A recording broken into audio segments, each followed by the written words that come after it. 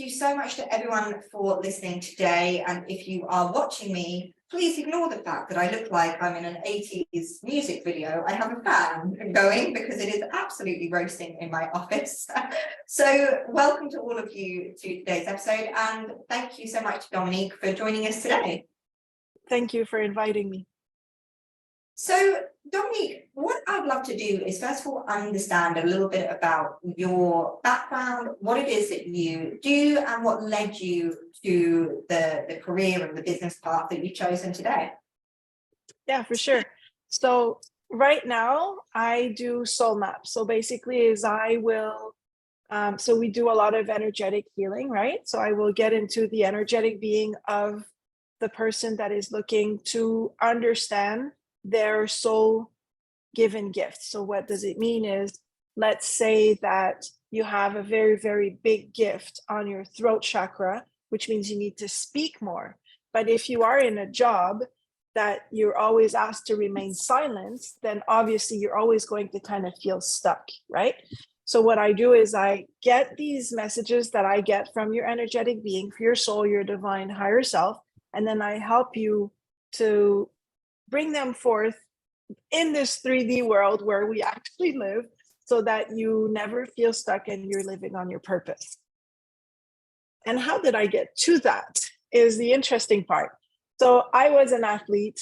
I trained horses for the Mexican Olympic horseback riding team, and I broke both of my legs while doing that. I basically dislocated I was extremely lucky. I dislocated my hips. They were kind of like looking forward. They're like, no, you're not going the right way. And I believe that I was young. I believe that everything I had done or had learned in my childhood was assimilate, and do not speak, do not do not talk, do not, right? So I have always been an athlete, yet I've always been bigger on my sides, right? My physical body is big. And I've always been very, very quiet, but I like to talk. I like to be out there. I like to do all these things. And so I think life put a stop into my path, and it said, if you're not going to honor who you really are, we're just going to stop you right there and start learning now.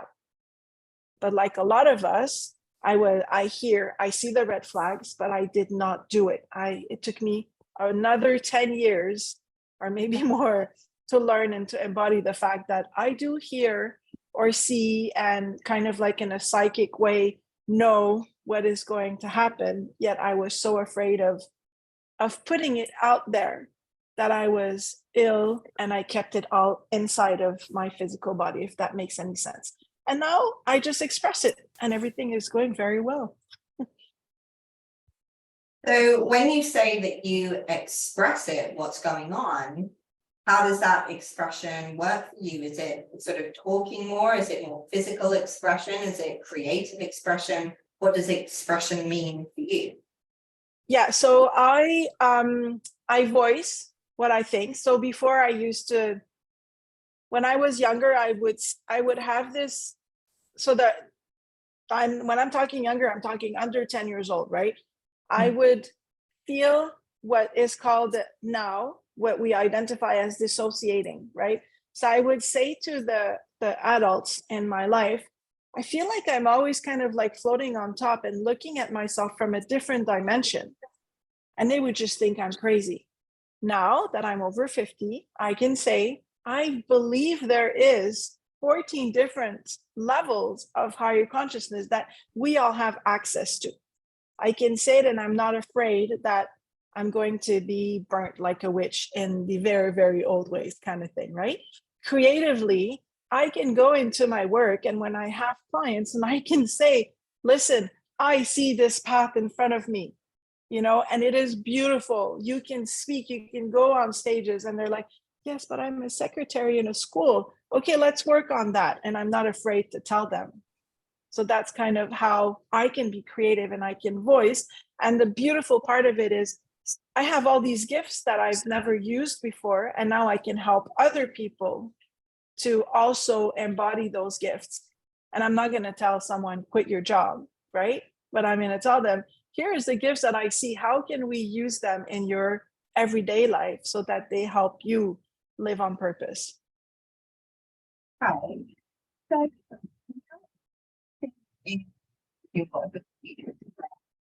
I cannot hear anything you're saying. I'm sorry. Nope, you're gone. You sound like you're in a bottle. Is that better? Yes. Oh, thank God. There we go. All right. Katie, you're going to need to cut that bit out, just so you know. All right, cool. So we're back. So in terms of your own expression that has helped you heal, what do you see as most common in other people as being their blocks to sort of progression in their own lives? Because I'm guessing we're all different, but we also in life see a lot of patterns. So what are the patterns that you tend to see in this area?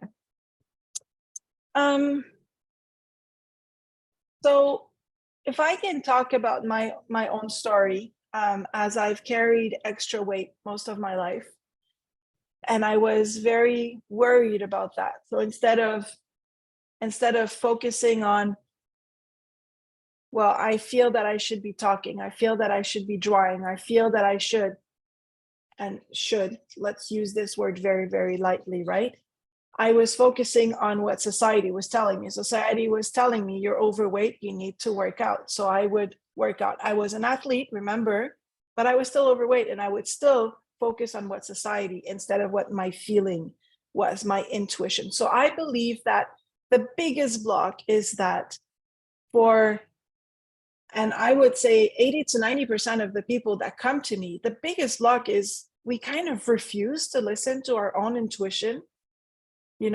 Like we like to listen to those made up beliefs. So if I go back to the weight problem, the people would say, oh, but I just don't feel good in my own body, and it's because of my weight. Well, let me stop you right there. It's not because of your weight. It's because you refuse to listen to your own intuition that is telling you how and where you should be going about your purposeful life. So I think that we as a society, we received a lot of messages, and I'm going here on weight because it's easy for me to talk about that, because that was my problem, right? I lived in a place where everybody was beautiful. I was in the Caribbean, and I was looking at them and I'm like, well, I run 20K, I mean, I bike around the island for 3 hours a day. I am a scuba diver. Why do I not look like all these beautiful Swedish girls that are living right beside me? But I wasn't focusing on the fact that I wasn't talking. I wasn't listening to my intuition. I was doing everything that society said I should be doing. So the biggest block is not listening to the messages that we receive. It's like when you're a mom and you're talking to your kids, and your kids are just looking at you like this, and they're not listening to you, right? So it's like that. This is what we do with our intuition. It's talking. It's putting us right in the middle of the storm. Yes, we completely decide to ignore that. So why do you feel that women who are naturally very intuitive beings, why do you feel that especially as they age, as we hit sort of 30s, 40s, 50s, careers are taking, huge leaps and bounds. We obviously have a huge amount of responsibilities. There's a lot of women listening to this with children, partners, businesses, employees, clients. There's a lot of energetic pulls, which means they have to be switched on a lot of the time. Why do you feel when we start to have all of these elements, which, by the way, a lot of women want, why does the sort of the feminine intuition tend to then disappear when that happens?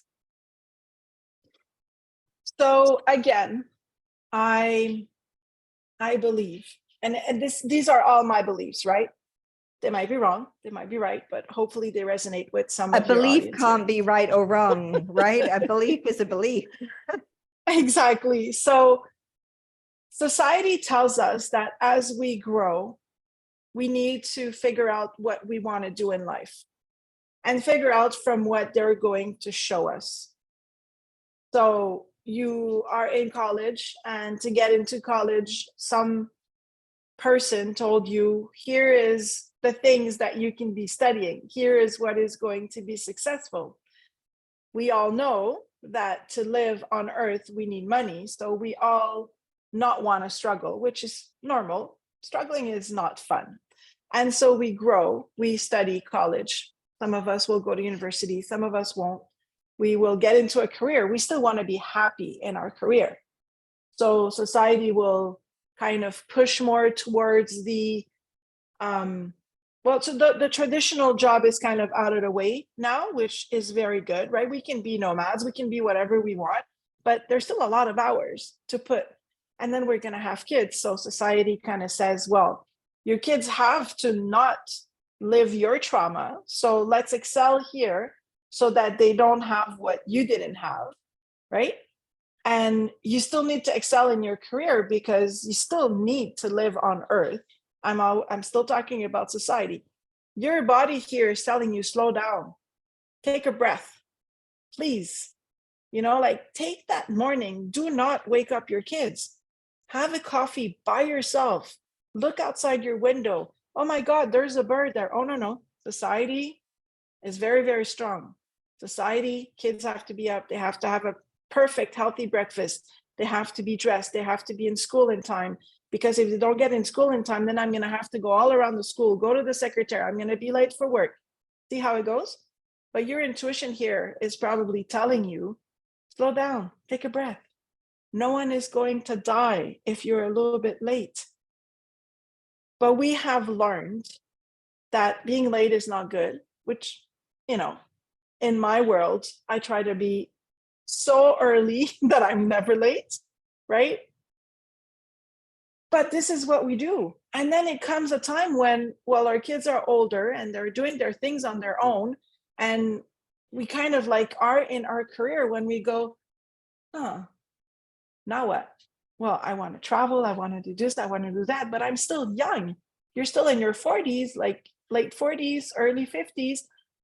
And this is when your intuition is like, I told you. And they put you right in the eye of the storm to see if you're going to actually do what your intuition is pulling you towards, whatever that is. If it is to be a speaker on stages, because you've done all life and other people could benefit from that.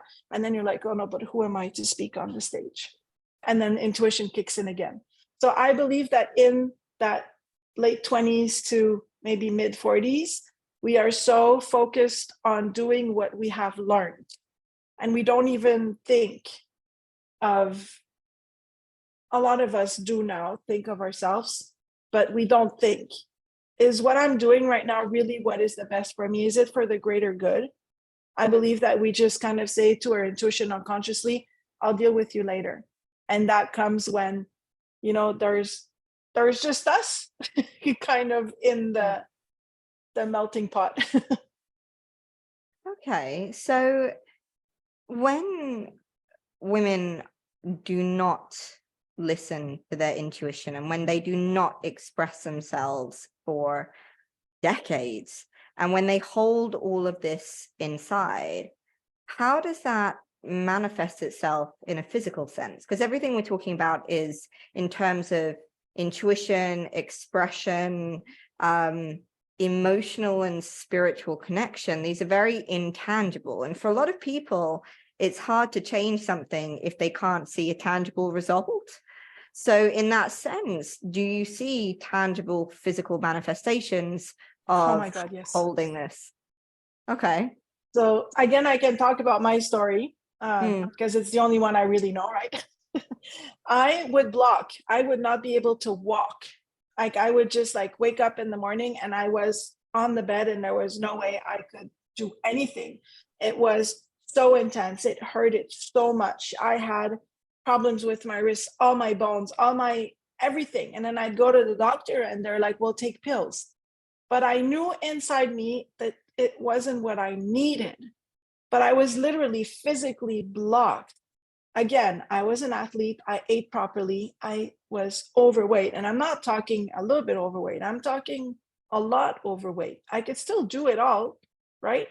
Because I wasn't expressing myself in any ways. I was keeping everything inside. I was doing everything for society, right? And nothing to honor those messages, those divine messages, and that intuition.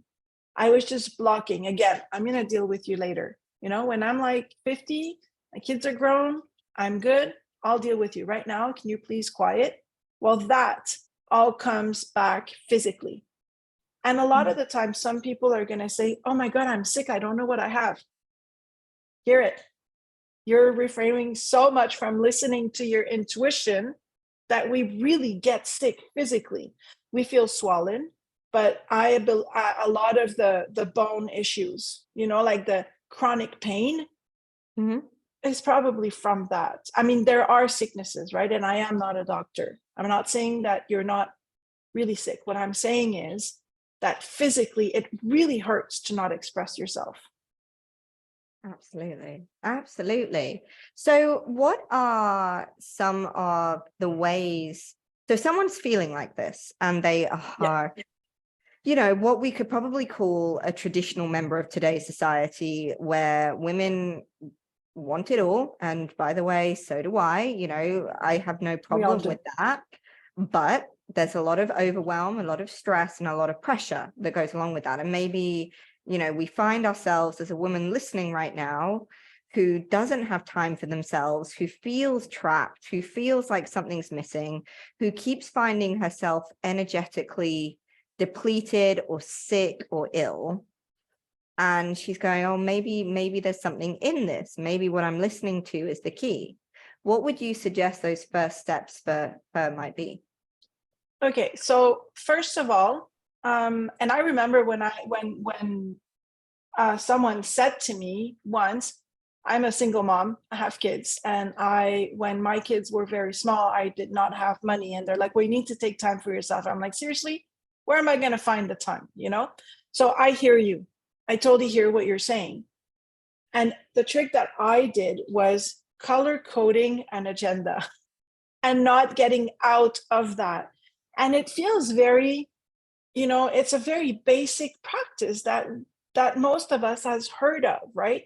So I would take a nice, beautiful agenda that I like, that I want to look at every day, not just go in a library and pick whatever agenda, because you want to look at it. And then I would color code. I would put 2 hours for meditating. Now, a lot of people do not like to meditate. So you can meditate while having a coffee.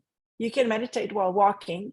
Meditating just basically means going back to the source and trying to hear that intuition, right? It doesn't mean you have to sit like this, breathe, and I mean, breathing is awesome and totally underrated, but you can meditate for 5 minutes. And then so 2 hours for me was too much in one block. So I broke it down.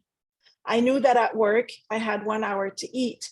So I would take half an hour and I put it in my agenda. So I remember, right? I color coded a color, like I remember it was purple because I would see the purple and I would like color it. And every Sunday, I would take the time to plan my next week. So if this week, let's say at work, I don't have my hour, you know, I only have half an hour.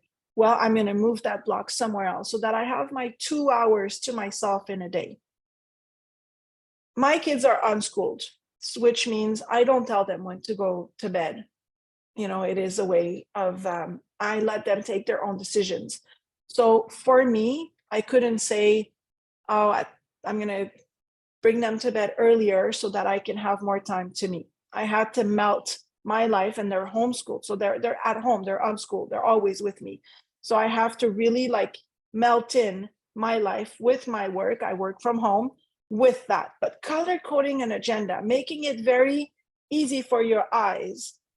Yes, I'm going to take time for me here. I'm going to take time for me here and not be rigid about it. So what I'm saying is, You're at work, you don't have your hour. Don't go, oh my God, I can't do my meditation or my walking meditation today. It's okay. All is okay. Just move it somewhere else. But stick to your agenda. Stick to you wanting to take that time to express yourself however it is that you need to express yourself. I needed to express myself by running. I needed to run. So instead of taking the bus, I would run or bike to work. I worked in hotels, so there's showers there. Makes it easy. That's when I was working in a physical place. Now I'm working from home, even easier. I go for a walk, shower, and then I work. So there's always ways, but we have to be creative about it.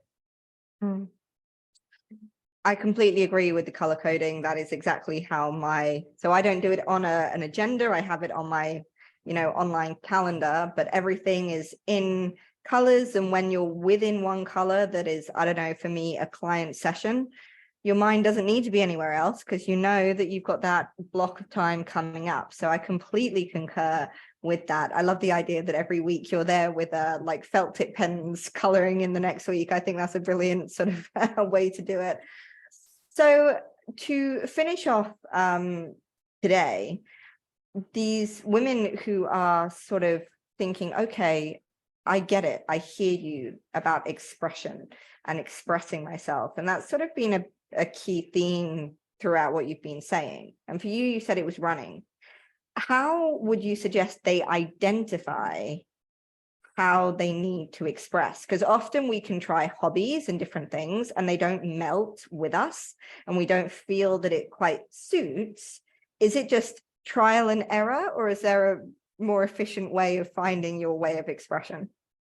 So I actually ask the questions a lot, right? There are 3 key points, I think. First one, if it doesn't feel right, don't do it. Don't even wonder, is it my ego? Don't wonder. It doesn't feel right, don't do it. That's the first one. Second one, there has to be no stress around it. So a little bit like if it doesn't feel right, if it feels like, oh my God, I have to do this. Like it doesn't fit in, it's because it's not the right thing. And the third thing is I like to feel, right? So you can close your eyes, keep your eyes open, and you can ask, I really, really want to find this expressing myself so that I can unblock my physical body. And then you can give whatever your beliefs are, right? You can say, should I be running? And then feel inside your body. Feel like at the height of your core, like probably between the heart and the core, and just feel. You'll feel a tingling. You'll feel. So if we try right now, so I want to take a new hobby. I want to express myself, but I'm not sure if it's physical, creative, or mental. Is it physical? So for me, I feel that tingling. I know I need to go physical. Is it mental? I don't feel anything. Is it creative? I feel a shiver. So I know that shiver means yes. You probably will not feel it the first time. And if you do, awesome, remember that feeling. And if you're like, well, I don't know what that feeling is like. Okay, so go on a bicycle and go down a hill, like in the San Diego hills that go like very steep. And then feel, how does that feel? Like that fear feeling? If you feel that, it's a no. And then go sit on the beach or near a lake or near water and walk in the nature and feel that feeling. That's a yes. That kind of peaceful is a yes. And the more like fearful, because there are 2 different kinds of shivers, right? Yep. So the fearful is a no, and the peace, calm is a yes. Amazing. I love it. So first of all, go ask yourself the question and then recognize the message that your body is giving you in response to the question.